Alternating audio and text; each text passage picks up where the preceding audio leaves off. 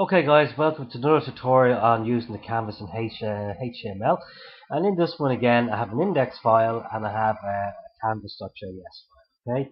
Now again, I set my border to pick solid red, give it a background of pink so you can see it, and I give the body a margin of 0 so we actually do take up the whole of the browser. Okay. So jumping over into my source here, into my canvas. Just to start off, you know yourself, inner width, the inner height, you have to do that. And this here is just a search until you find canvas, okay? Alright, so let me show you what we have done.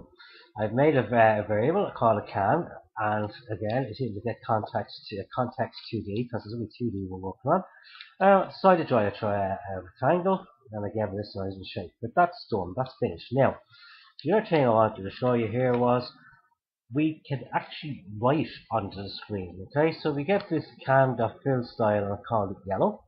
I'm after giving a size of 40 pixels to home, and then the variable fill text, and this is what I want to show up in the screen. Okay, now I refresh that. This is what we get. You see, now just to show you that we are getting that, we can go and change this to green. Okay, and save that. Back in here. We're back into our browser and we refresh that. It will take all day.